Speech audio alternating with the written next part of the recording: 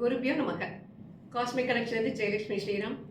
இந்த 2025ஆம் வருடம் பெரும்பாலான வருட கிரகங்கள் இடம் மாறுகின்றன. அந்த வகையிலே மார்ச் 29ஆம் தேதி சனி பகவான் இடம் மாறுகின்றார். மே மாதம் 15ஆம் தேதி குரு பகவான் இடம் மாறுகின்றார். மே மாதம் 18ஆம் தேதி ராகு கேத்து பெயர்ச்சி நடக்க இருக்கின்றது. இது மாதிரி கோச்சாரத்திலே கிரகங்கள் மாறும் பொழுது அதை வைத்துக்கொண்டு சொல்லக்கூடிய பலன்கள் எல்லாமே ஒரு 20-30% தான் துல்லியமாக இருக்கும். காரணம் என்னவென்றால் உங்களுடைய சுய ஜாதகத்திலே உங்களுடைய கிரக நிலைகள் எப்படி இருக்கின்றது, உங்களுக்கு என்ன தசா புக்தி நடக்கின்றது, உங்களுடைய தசை என்ன தசை நடக்கிறது, என்ன புக்தி நடக்கின்றது, என்ன அந்தரம் நடக்கின்றது போன்ற பல விஷயங்களை கருத்தில் கொண்டுதான் துல்லியமான ஒரு கணிப்பை கூற முடியும். என்றாலுமே இதை ஒரு கைடன்ஸாக, ஒரு ஓவரால் கைடன்ஸாக நீங்கள் எடுத்துக்கொள்ளலாம்.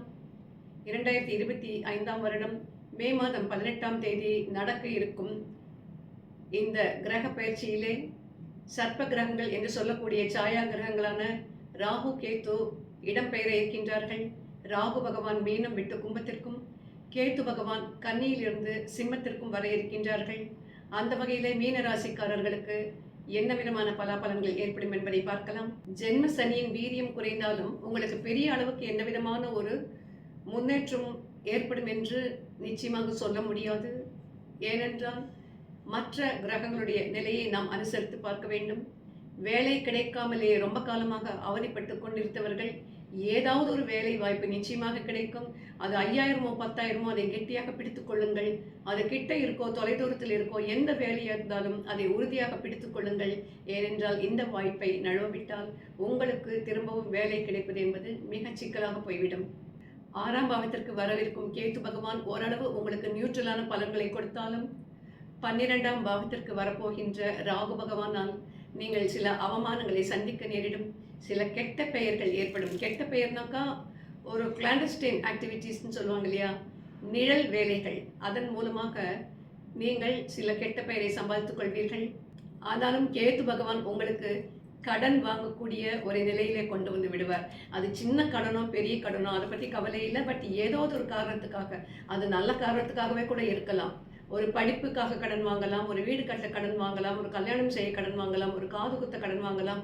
ஏதோ ஒரு விதத்திலே ஒரு சின்ன கடனையாவது நீங்கள் வாங்க வேண்டும் என்ற நிலைக்கு உங்களை தள்ளிவிடுவார். கேத்து பகவான் சுயசாரம் வாங்குகின்றார்.